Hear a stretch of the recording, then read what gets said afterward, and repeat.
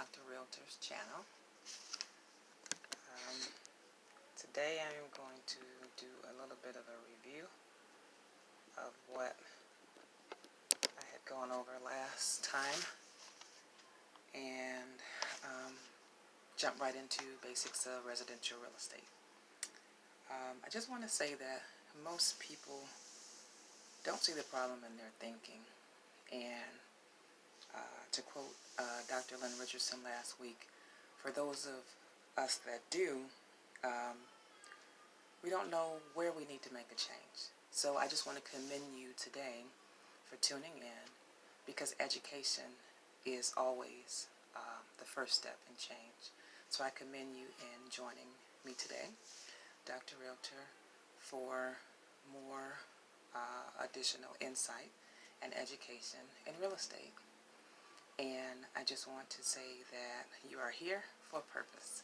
So I'm going to try to supply that today and do my job, or serve my purpose, by giving you what I can.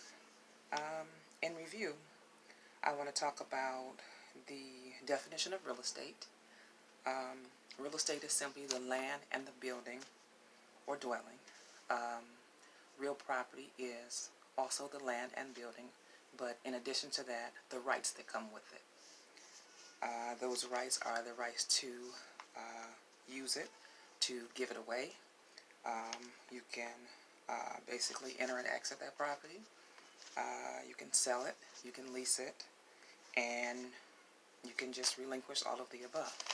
So those are the rights to real estate. And I had touched on before how in this current situation, some of us investors and owners are forgetting that we have more than one right in a property. So we can choose to do something a little more than just flip or sell. We can also invoke that right to lease, or lease option, or do rooming houses as we used to do with the Airbnb, or long-term tenants. So just touching on and reviewing on some of the things that I talked about last time. Also, the 5 factors that affect value. Right now, it's very hard to assess or determine what this is going to do to property values in the future. But a good way to look at it right now, because all we can control is right now, current situations, is to try to rethink some of our initial plans, i.e., if you were going to flip a property, to look into the rental value or capitalization rates as far as retaining that property and leasing it, or renting it, or lease optioning it out, and doing terms as far as receiving income. There are like 70% of individuals out here who cannot get regular bank financing and would love to lease option or rent to own your property. You can reach out to me at drrealtor@gmail.com. That's DOCTOR, REALTHER @gmail.com, in regards to doing some lease options or some rent to owns, if you have a property that you like to get rid of that way on terms, instead of doing an actual sale, because that is possible. And sometimes as owners or investors, and also buyers, we don't think about that option. But that is just another one of the rights that you can utilize in a property. And I had touched on that last time, so I wanted to review. And also the 5 factors that affect value, which are the physical, environmental, the political, economical, and social factors. And what's going on right now in the industry is a good indication of political and social factors with the social distancing. Who had any idea that anything like this would ever happen? But if you are a real estate veteran, it was always one of the considerations when buying or selling a property, especially if you're in the professional arena of appraising or selling as an agent or a broker, or it should have been, if that education was given, then it was not given, then you should seek it, because it is very important when it comes to real estate, which is one of the reasons why I'm doing this channel, because I feel like 30 years in the industry, I've seen a lot of the falling off of actual real estate education. There are a lot of people out here who want to flip, they want to wholesale, they want to do a whole lot of other things with real estate, but they don't understand the underlying basics of residential real estate. And once you understand that, to quote Robert Kiyosaki and Kid McElroy, once you know the rules of the game, you know how to play it. And any change in the industry or the real estate industry will not affect your stick-to-itiveness is the only way I can put it, or your tenacity to be able to move forward, your strength to be able to move forward, and your determination is a better way to look at it, to be able to move forward in the industry. But I don't want to go off on that rabbit. I just want to get to today's lesson, and today's lesson is about highest and best use, and I'm going to touch a little bit on taxes. I'm going to be replaying this pre-recorded section and then do questions afterwards. I find that to be easier, that I can concentrate on your questions while this is playing and then answer them afterwards. So this will be, part of it will be pre-recorded, but I am actually watching and listening and looking at your questions. So go ahead and get your questions in as it goes, and then at the end I'll answer them. Okay, jumping right into highest and best use. Okay, something that if you're not an investor or you're not a professional in real estate, you probably have never paid any attention to this part of the real estate appraisal, if you've ever seen a real estate appraisal. The highest and best use is usually the first or second area that is touched on when it comes to doing an actual real estate appraisal, and a good investor considers. I am a student of Donald Trump, and one of the things that he talks about in a lot of President Donald Trump, in one of his books, is that you should never pay someone to do something that you don't understand how to do yourself. You may not have all the mechanics of doing it, but you should have enough education in it to be able to check or review what it is you're paying for. So one of the things he talked about was the actual appraisal. So I'm here to try to give you a little more insight on that so that you may become a better home buyer, investor, real estate agent, or whatever your desire is in real estate. Okay, highest and best use.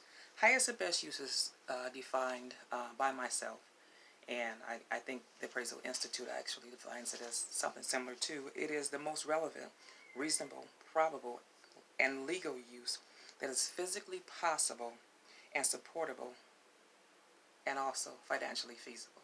Okay, what does all that mean? Basically this.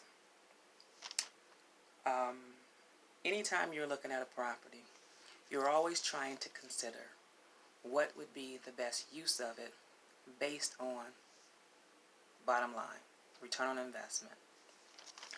A good example I saw recently was someone taking a, let's say, 40-unit apartment building, and at a time like this, turning it into a condominium, which is a really good idea if the highest and best use fits.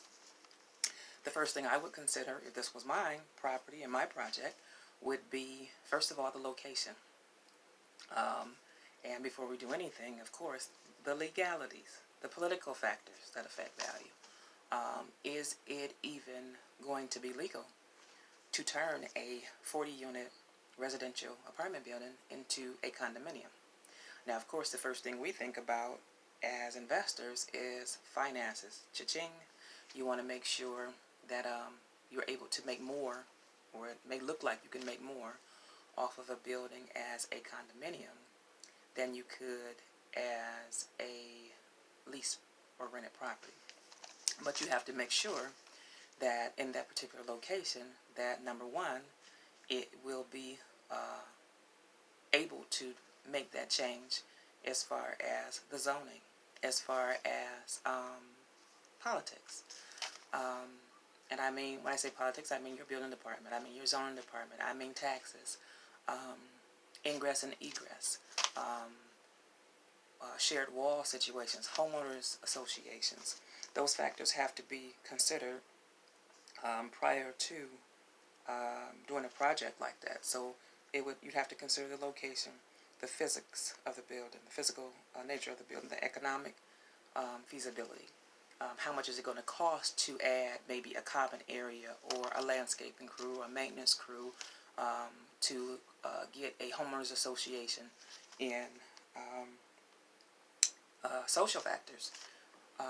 Is it in an area where homeowners would even want to buy?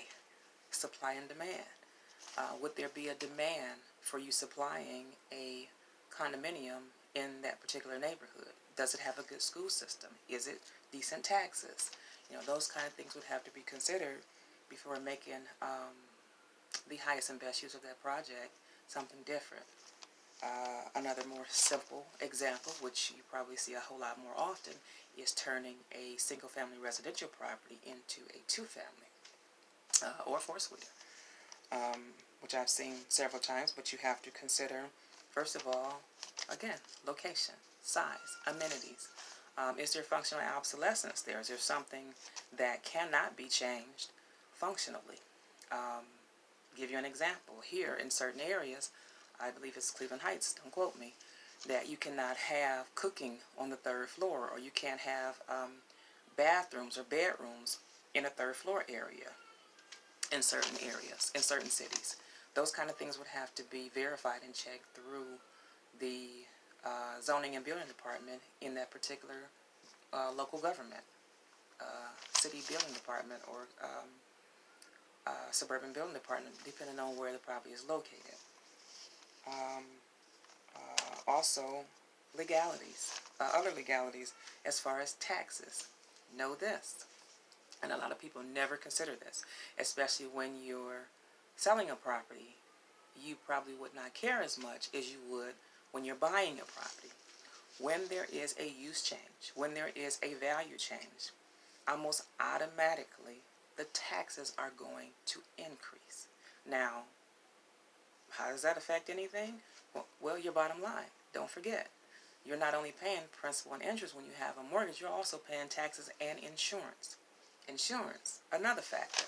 When changing the highest and best use of a property, you could also incur higher insurance or different type of insurance.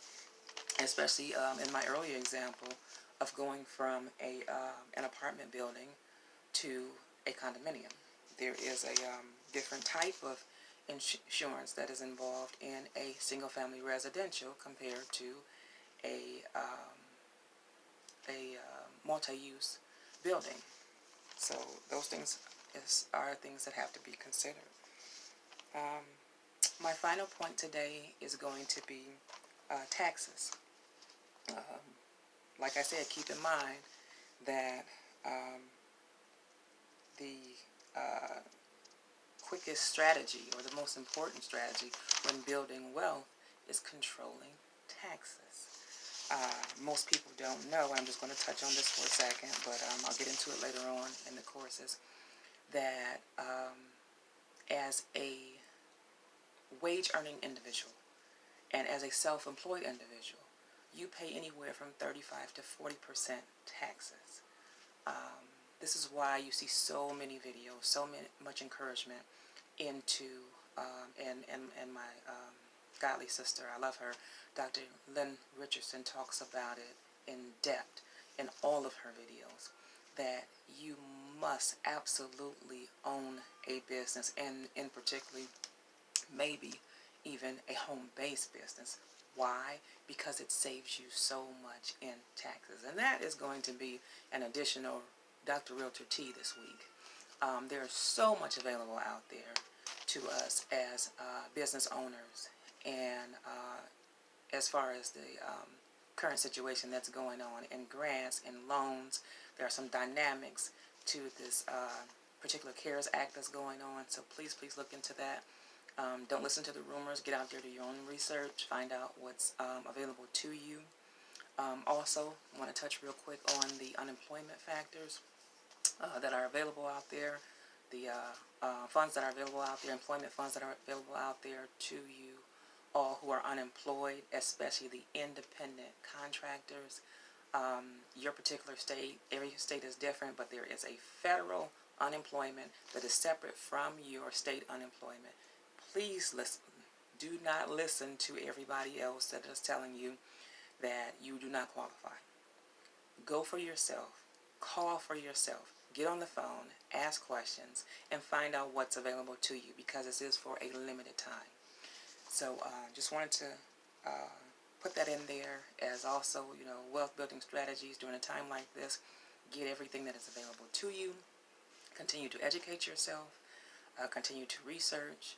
And keep your head above water by staying faithful and looking out for Dr. Realtor's Real Estate Tea. Thank you. Have a great day.